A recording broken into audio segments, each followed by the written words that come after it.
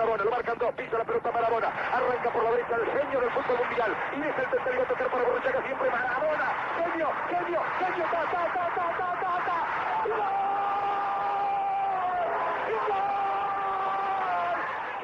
Today, the world has lost one of the most greatest players of all time, Diego Armando Maradona.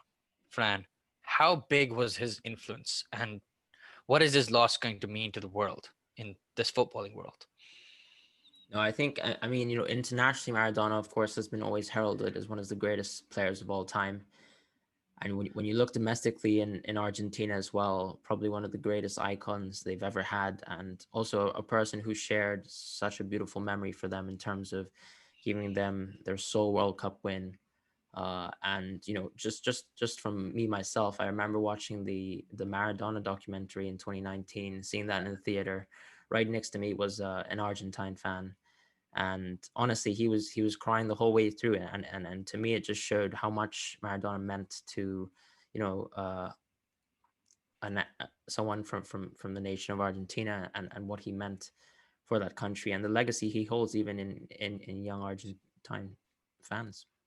No, you're absolutely right. I mean, I remember watching it as well, and there's a sense of like you'd get goosebumps because the way he would talk about football, the way he would, he envisioned football was something that a person maybe who didn't have the chances of playing, you could feel that. You would feel he loved the game, and it wasn't necessarily for the fame. He came from a poor background, and he cared for his family. He gave back to the community, and it was genuinely the love for the game what made him so special. Not to mention how phenomenally talented it was. There's something you mentioned about that, him being talented, but like I'd like you to tell me us more. Yeah, I think, I mean, when you watch him play, there's obviously all this kind of famous clips of him even warming up. The ball really just stuck to him as a player, and you have to look at the context of, historically, we don't have the sort of balls we have today that are so much more malleable and so much more easily to control.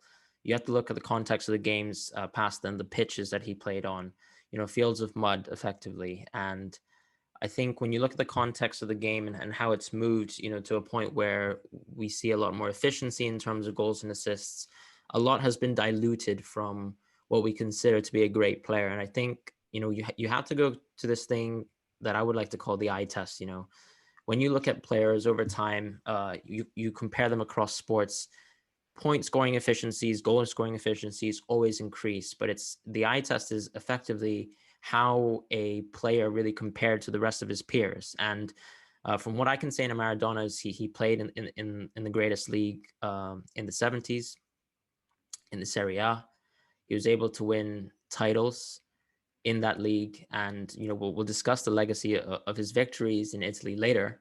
But just in terms of him as a player, I think it was just about, he is known as a very left-footed player, but it's more, back then you kind of equate this these sort of Messi-like runs, but realistically, these are Maradona-like runs. The ball glued to him. He moved so magnificently through. He was, only 5'5", and I think in also a context of the game where it was much more physical. So he really suffered an almost career-ending injury in Barcelona, but still managed to, make it through all of that. And he continued to produce, success at an international level. And I think you have to look at back then too, when you're comparing across teams. I think teams were much more predicated on the strength of an individual player. Now you see, for example, in the Champions League, a team like Barcelona really doesn't struggle in the group stages, despite the fact that they kind of lose domestically. They're able to kind of dispatch teams quite easily. Back then, I think, to even accumulate a player like Maradona, Napoli had to spend a lot of resources, and just one player, his impact on a team was so significant, and it wasn't just shown in goals and assists, but it was just about the consistent results that he produced over the course of his career. When I watched him play, I think you look at the vision of his crossing, pretty much unparalleled, always to feet, always to chest. His ability to make these first-time touches, pretty much perfect. His ability to go through defenders, one-on-ones, it was so effortless and simple to him. And his ability to stay up as well, something that I really admire from a player.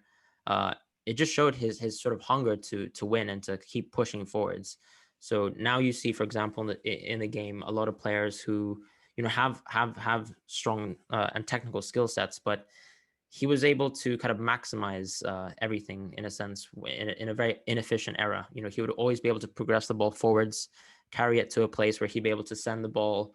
And if you watch even highlight videos of him in his World Cup victory, there are plenty of assists and chances he creates for his teammates that all go sky wide, and people compare that to how Messi creates chances too. And I mean, I'm not using Messi here as a point of comparison. The video isn't here to really illustrate that, but it's just more the fact that if you're a young person now and you're looking back at a player as a point of reference and looking at his dominance in the game, I think Messi is a perfect example, especially since he carried a similar frame and honestly a similar play style. No, you're absolutely right, and I think that's where maybe the modern day football fan can, they wish to see something similar. We have a few players, well, lucky enough to be able to see some sort of point of reference there. But like you talked about, he moved from that after that horrible injury, and he moves to Napoli. This is during a period where the north and south of Italy had a lot of tussle, and the south never had a team that actually won the league. He moves to Napoli, and these fans are adoring him. There's 75,000 fans I mean, we've heard that now in modern day when you've got like Real Madrid made those big money signings, but this is, like you mentioned, in the city of Naples, which is from the most richest part of Italy. That shows how much it meant for the team. That is a real footballing city, and he brought that change upon that city. No, I agree with that. I think like you have to say that he really changed the course of Italian soccer. Now, a team like Napoli is heralded as one of the better Italian teams, and we've seen obviously, lately domestic successes with Napoli. But he was, as you say, the first person who brought a Scudetto to any team in the southern peninsula of Italy, and he really was able to change actually what was a relegation side into a team that continually vied for runner-up places and also winner places versus an AC Milan team at the time, which I think has to be considered as one of the greatest teams in history. A side that featured players like Hullet, featured players like Baresi as well. I mean, that AC Milan side managed to accumulate plenty and plenty of European honors, whereas Maradona was able to compete with them. And if you watch highlights of him versus AC Milan, he was really able to dribble through each and every one player, despite how great that squad was, despite how great the level of Italian managing was. So for him, I think you watched also the sort of Maradona documentary produced in 2019 as well, which I think really highlights his tenure in Italy very well. You were speaking to me about how hard it was for him to acclimate into the league, even though he did so well. No, you're absolutely right. I mean, he moved into this league. This is, like you mentioned, a very physical league at the time, and he came from with a shorter frame. He even having a reputable, good season first off. He kind of struggled. He says it himself personally that he felt like it was a bit hard. The league, they were rough. They gave him a bit of a tough time with his injury as well. It took some time to adapt, but that's where the geniuses like separate themselves from the rest. It's where someone who understands where they can improve. We know that quality is there, right? But that's where, like, if you were looking for a modern day reference, Cristiano Ronaldo would be one of the more ideal players to look at.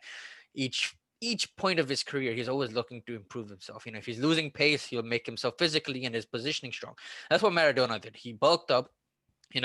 He added one less touch to his movement, and he made himself quicker. He figured that if he could like avoid getting those tackles, and if he could like actually keep that distance between the defenders, and that shows. And then next season on, he goes and on to win the Scudetto. And I feel that is the kind of genius that those people saw everything. These little things may not seem too big to a lot of people, to the fans, but I feel this is the difference that makes you great. And he is adored. He is loved. I mean, he's the top scorer for Napoli with 115 goals, only recently broken by Marek Hamsik in 2017. That says a lot about you as a player. Yeah, no, I mean, I think you were speaking to me as well when you had your sort of holiday trip to Napoli, how every sort of restaurant still has a photo of Maradona inside, and he really is a cult icon in a way that can't be compared nowadays. I think so. You look at players now and how popular they are, perhaps even on social media, but you don't have that sort of same level of celebrity status. I think even, for example, just thinking about celebrity and how fame has changed over the year. Um, I'm thinking of even, for example, a funny comparison, but Marilyn Monroe was obviously one of the most famous people in the world, and her celebrity is infamous. For example, Princess Diana as well. Yeah. Maradona was very much like that in Italy and also in Argentina, and I don't think we'll ever see that again, just given how spread fandom has become. But how concentrated it was in Napoli, it really showed how much of a great and how much he meant to people at the time. And of course, it does lead to a lot of conflation with what happened, in the World Cup itself. Yeah. But just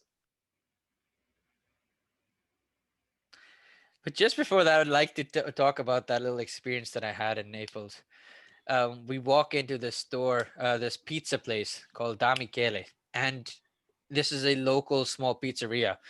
And what is the most exciting thing and most curious thing to see is that you see, the religion is still a very strong part of the culture there. And you see a picture of Jesus Christ, and just below it, there's Diego Maradona. And what's interesting, it's not just one place. It's so many little churches, and you're talking about like barber shops, pizzerias. These little places, they idolize him. And to have a picture of someone in your house who's not even played there for decades shows what he means to you. And I feel like if you ever get the chance, you will understand when you go to Naples to see what Maradona meant to the people. But like you mentioned, Argentinians love him too, and one of the reasons why is the way he performed in those World Cups. No, absolutely. I think everyone will look at the point of reference being, his performance versus England, and I think you have to really just look at who he played on the field and how they reacted to that. For example, Bobby Robson obviously has heralded that second goal as a bloody miracle, and you'll see players like Gary Lineker openly admit that Maradona was one of the greatest players of his, actually the greatest player of his generation, and rightly so. You look at across the pond in a country that is so famously rivaled with Argentina and Brazil. Many people, even there, famously recognize that the only two people who have ever carried a nation single-handedly to World Cup victories is Garrincha, one, and Maradona, two, in 1986. I think even Zidane was, sort of highly appreciative of this sort of achievement. And given the fact that you look at, for example, Zidane's fantastic run, despite the fact that he managed a World Cup final exit and Oh, carried France so well, I think that is such a high task, because Zidane was also such a great game player, and I think Maradona being the point of reference for someone who's able to really make a difference when it all counted, it says so much about his performance over the course of the entire World Cup, actually. And funnily enough, of course, when you look at the strength of the squad, you now today look at the kind of pool of Argentine players and say that they could have achieved so much more. You look back at the kind of crop that Argentina played with, and you'd be shocked to find out that they managed two successive World Cup finals versus one of the most stacked German teams of all time. yeah. You know what's the most interesting thing about him as well is that it was his personality and ability as a player that made a huge impact on his team. And this is where like sometimes people like always, I guess why they expect so much from Messi is that like, I mean, his 86 teammate, Jorge Valdano, this is what he stated. He said Maradona was a technical leader, a guy who resolved all difficulties that may come up on the pitch. Firstly, he was in charge of making miracles happen. That's something that gives teammates a lot of confidence. Secondly, the scope of his celebrity was such that he absorbed all the pressure on behalf of his teammates. What he means by this is one slept soundly the night before a game just because they knew you were playing next to Diego Maradona, but also because Diego did things in the world that other people couldn't. And the fact that if they lost, he would have to shoulder more of the burden than the rest of us. That is the kind of influence he exercised over the team. And this is something where that's where leaders come in. He was a born leader who, through his ability, showed that he was one of the best, if not the best. But at the same time, the fact that he was always the center the focal point of it. We talked about this hand of God. A lot of times people called him, mischievous. He had this anti-establishment rouge about him, full of guile. But and like Glenn Hoddle admits that Maradona definitely disguised his hand with his head to score that goal. But that was also the genius part of it. I mean, that was a time of football where you could get away with these kind of things, and it kind of shows his ingenuity, and it's just the fact that he loves to win. And they left some poor taste in some fans, but most of us will look back at that and they've gotten a senior moment, and just a moment in history that I don't think with VAR and everything that we have now, we will never ever see that again. No, I agree with that completely. I think you have to say, for example, listening back to that sort of Michael Jordan quote, there's no I in team, but there's an I in win. And I think, Maradona was still a team player, don't get me wrong, but it was just more the fact that he would will his teams and his teammates to victory. And as you say rightly, he burdened the labors of defeat and also the kind of glory of victory as well. And to kind of take that pressure and mental pressure on is so hard at times. You see a lot of players dismiss that, whereas I think Maradona openly welcomed it. And I think that was also part of his sort of character flaw, in a sense, where we'll talk about his personal struggles a little bit later. But I think that's also what makes him so admirable, in the sense that he really faced all the pressure in the world and yet still succeeded. And I think people don't kind of appreciate that enough, because when we talk about talent and we talk about potential in football all the time, it's you always envision, if this player played 20 years with all the talent in the world and had everything perfect and lined up in this certain way, he would have definitely been one of the greatest players of all time. But no, Maradona, with all his struggles and all his problems, still succeeded and actually achieved those things, and still leaves, unfortunately, this life with a legacy being recognized as one of the greatest players of all time. And for me, that is, I think, the most impressive thing. I think for him, from a personal point of view, he was always a family man, a mother's boy. And I obviously resonate with that, funnily enough. But, he always came across as a very down-to-earth person. He was simple. I think he knew that he was a man of his own faults. He wasn't necessarily known as the most loyal man or the most sort of straight edge person or personality, but he embraced it all. And I think that's also what makes him such a cultural icon as well. I think about, for example, like Che Guevara, one of the most famous kind of revolutionary leaders. His picture is so iconic, and for me, it's very similar to kind of the symbol of Maradona, as a footballing player, but also as a famed celebrity. He was infamous, and I think also, once again, we have to go back to him as a player. He was rightly so deemed as one of the greatest players of all time. No, it's just absolutely amazing. It's like, you can sum it all up with, there's this quote with Wenger. He mentions he went to watch Maradona play, and when he got there were reports coming out that Maradona didn't travel with the team. And they're just like, okay, he goes to the game. Maradona, just a few hours before, lands in a helicopter. Napoli win that game 1-0. Guess who scores? Maradona. And that just sums it up for you. That explains, the sheer absurdness of it, in a sense. You can't imagine that happening now. People sometimes, I guess, doubt that he, with his indulgences and everything, he might not have, trained enough. But that's also kind of wrong, because this guy would, he all those things were sort of affecting him, and they are never a positive, as how, with sports science that we have now that explains everything. This guy would, with all his indulgences, would still come back. He would train. He wouldn't like skip out on training and then perform at the level that he did. Mm-hmm. It's outstanding. And like you mentioned, yes, he had his own demons, and there were things that he had to deal with personally. There was stuff personally he was taking with drugs, and then at the same time, like in 1990 with Italy, he had some problems there too. No, exactly. And I think the documentary illustrates it so well, where he really pitted, his beloved fans with their own country. He really asked the fans of Napoli to really support Argentina over Italy, and it didn't go over well, and it actually resulted in what eventually culminated in his exit of Napoli. But I think that's the crazy thing about Maradona. He really had almost the power to really get away with that, in a sense. And I think it's just, it shows you how much power he had at the time as well. I think just over, the footballing world. And I don't think we'll see that sort of influence being exerted ever again. He was really like almost the kind of topic of debate for the Italian press for almost an entire week, and he really riled up the the whole country, and once again re-aggravated political conflicts that have stemmed decades before him joining Napoli. So the fact that he was at the center of it all, it just shows you how crazy it was.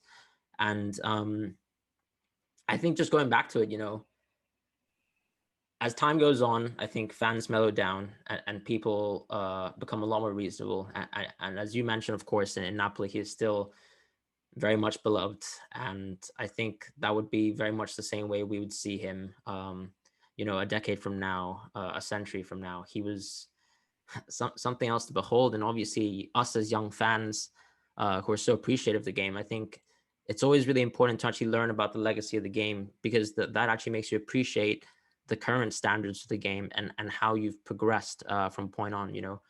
The game being played from the greats such as Di Stefano all the way to Maradona, Eusebio. And I think just going back to that, it's interesting that now we talk so much about domestic leagues, domestic titles, and achievement there, and statistics. And I just wanted to make a point that you look back then, football teams, and also just the way people appreciate individual success was so different. So the Ballon d'Or, for example, one of the metrics for success nowadays for footballers, or at least for Messi and Ronaldo, was only bestowed to European players. So he was actually not able to win that award. When you look back, and I think he could have easily won multiple Ballon d'Ors, but that's not the point. The point is to actually try and appreciate, go a little bit deeper, go beyond the stats, and try to find what you love about the game. For me, it's like when I watch highlights of Maradona, it's just beautiful to see the touches he makes, the individual decisions, the individual dribbles he tries to go through to try and win. And ultimately, I think that's the crazy thing. We mentioned all the struggles, but ultimately at the end, I think he achieved absolutely everything he could have ever dreamed of, coming from a very humble background in Argentina. And I think you lose sight of what he's achieved because now we see so many football players, and football is viewed and football players are taken care of as well. You see, for example, the infrastructure that a lot of footballing players have. They have, family members who can take care of them, who can kind of mold them into a player that doesn't get harmed by the game. And perhaps the most vicious side of the game is now, having to deal with agents. But for Maradona, I think traveling abroad to different countries on his own, from such humble beginnings, and in a time where there was so much more misinformation, and a game that was so much more undeveloped, is really astounding. And I think basically it's just a shock to see him go, because he's an icon. Yeah. And you would have thought that he would have been there forever. I still remember, I mean, funnily enough, him watching the World Cup was such a massive highlight. Him raising the double middle fingers after taking a mid-game nap. I mean, that's how crazy the man was. I remember even him like just sitting across political kind of symbols as well, with Fidel Castro. Moments like that. I think it's just, he is such a quagmire in a sense, and it's just, I don't know. I don't think we'll ever see anything quite like it. And on that note, we leave to you probably the greatest goal ever scored in the World Cup, and arguably the best commentary as well. Rest in peace, Diego Maradona.